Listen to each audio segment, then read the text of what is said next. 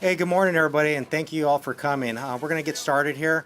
We're here today basically to talk about an incident that happened last week. Last Friday around this time, we had an incident where we had a drowning. Around this time, the child was being taken to the hospital. We're unsure exactly what the outcome was be, but today is a positive day because we're going to talk about a positive outcome. A lot of times we don't get the opportunity to talk about the positive outcomes. A lot of times it's always about the negative, but today we're here to talk about the positive. We have here Stand It United is we have members that were part of the rescue crew. We have Engine 91, we have Rescue 31. They're all firefighters there that helped out with the rescue. They responded there and they assisted. The main person we have here is we got Baby Strider here. If you look at Baby Strider, he's doing excellent. It's awesome to see him here. Baby's moving around, doing just fine. We have mother Terri, and we have Elizabeth here. She performed some heroic efforts that day. We also have our division chief, Shelly, Jamison, and we have the 911 operator who assisted with this call here. Again, the main reason we're here again is to just basically look at this as we kind of want to celebrate this because this is a miracle. What happened last Friday, the outcome is truly a miracle. So we're here to celebrate that. We're here to celebrate life and talk about what happened. A lot of times in these events right there, we want to kind of look at this in light of the unfortunate event. We want to take this as an opportunity to talk about drowning awareness, prevention, different types of precautions we can take. Some of those things we think about are barriers. We want to have multiple layers of barriers. Everyone always talks about having a pool fence, but that's just one barrier. The number one thing that we can do to prevent drownings is obviously watch our children around water. We hear that all the time, but that's the most important thing we can do is watch our children around water. Understanding that drownings, those things are 100% preventable. We want to make sure that we can prevent these, so we want to acknowledge that there. In addition to this, we want to acknowledge Elizabeth Pappas. She's here. She performed CPR. She was trained in CPR and she performed CPR on Baby Strider here. When Baby Strider was brought over to the family's house, just to give you a brief recap of what happened that morning is the father stepped away just briefly. Came back, he found Baby Strider in the pool. Baby Strider was in one of those little walkers that you put the babies in when they're learning how to walk. Walking around, baby made its way to the pool. There was a pool barrier there, but it appears that the latch failed. Dad found the baby in there, was able to grab the baby, went next door to the neighbors and was looking for assistance, medical assistance. Elizabeth was there with her husband, and there she took control of the scene. She was able to perform CPR, and she truly saved Baby Strider's life. So what we have right now is we have our division chief, Shelly Jamison here. She's here to present an award to Elizabeth.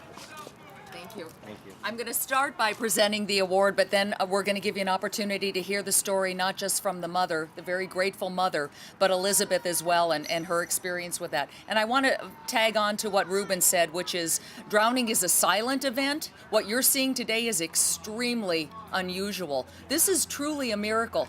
Typically what you see is the aerial shot of the helicopter hovering over a scene where there's a wet spot by the pool.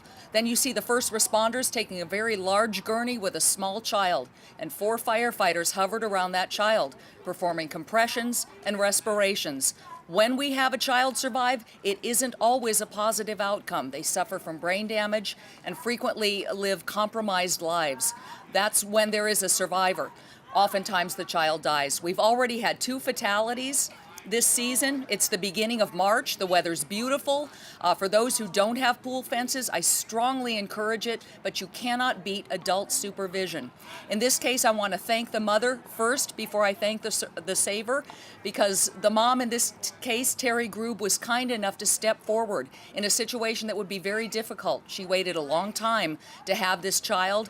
It was already a miracle baby, and now she's been able to keep her child thanks to the efforts of Elizabeth Pappas. So we want to thank her today, Elizabeth, not just for knowing CPR, but for being very cool-headed, because knowing CPR is one thing. Being handed a child who is blue and lifeless and remembering what you're supposed to do under that type of chaotic scenario is pretty amazing. So Elizabeth, thank you very much on behalf of the Phoenix Fire Department, the Grub family, and the community. Thank you. All right. Thank you. And what I'd like to do first, if you don't mind, is ask a few of our players to come up. And I would like to start with Elizabeth, if that's okay. Do you mind handing the baby over? Okay. I'm sure these folks would like to hear about your training and your experience, and I'll let them take the questions. Okay? Thank you. Well, I took CPR a few years after my son was born, my second child, and never thought I'd have to use it. And all of a sudden, here I am in a situation, and my training kicked in, and I just can't stress how important it is to no CPR, even though you think you may never use it, it's possible. And I am just so grateful that baby's okay. STRYDER is just an awesome little beautiful boy who gets to grow up now and hopefully accomplish great things. And I'm just over the moon. Do you have any questions for Elizabeth? Please feel free to ask. Talk to us about how you quickly analyzed the situation and what you did. Well, my neighbor came running in through the back gate because our front door was locked, and he knew we were home. And he was screaming, and he said, "I don't know CPR. Help me, help me." And the baby was blue and not breathing, and I just grabbed him and said, "Call 911," and laid him on the carpet and just started doing chest compressions and mouth to mouth. How long would you say you were doing CPR for? I think it was probably 2 to 3 minutes, which seemed like a lifetime at the time. All right, Elizabeth, thank you very much. Thank and you. again, on behalf of not just the Phoenix Fire Department, the community, but also the Grub family. Thank you very much. You're very welcome. Thanks. Okay.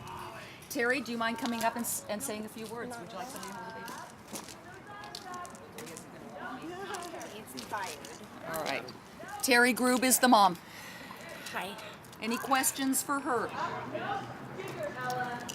Just your thoughts today as you stand here. Just very emotional and very grateful to all of these wonderful people, and especially to Liz. Without her, if she hadn't been home or if she hadn't known CPR, the outcome would have been much different, I'm sure. So I'm grateful to have my son and have him healthy.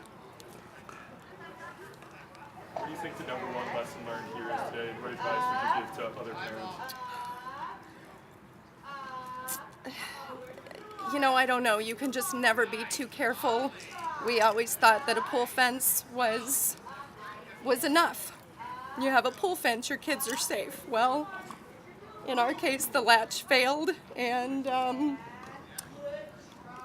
so, you have to, you can't watch your child every second of every minute of every day. It's impossible, but, you do the best you can, and,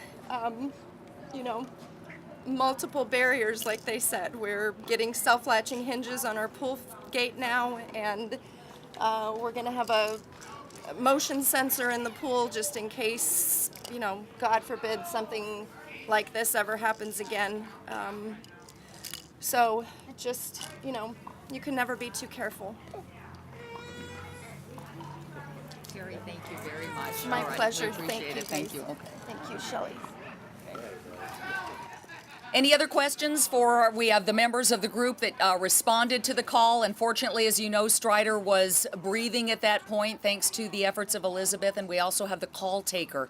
And although she didn't want to speak, I will tell you that on the way here this morning, Terri Orrick is our call taker in the alarm room. One of the things that she relayed to me was the same thing that I said earlier. This is a miracle. This is not something we see typically. So we're celebrating this opportunity and asking the public, please, this is very serious. Adult supervision, barriers, and no CPR. And if you've gotten to the point where you're using CPR, the first two have failed. So we take this very seriously. We look for your support. And any information you need is available on the Phoenix Fire Department website.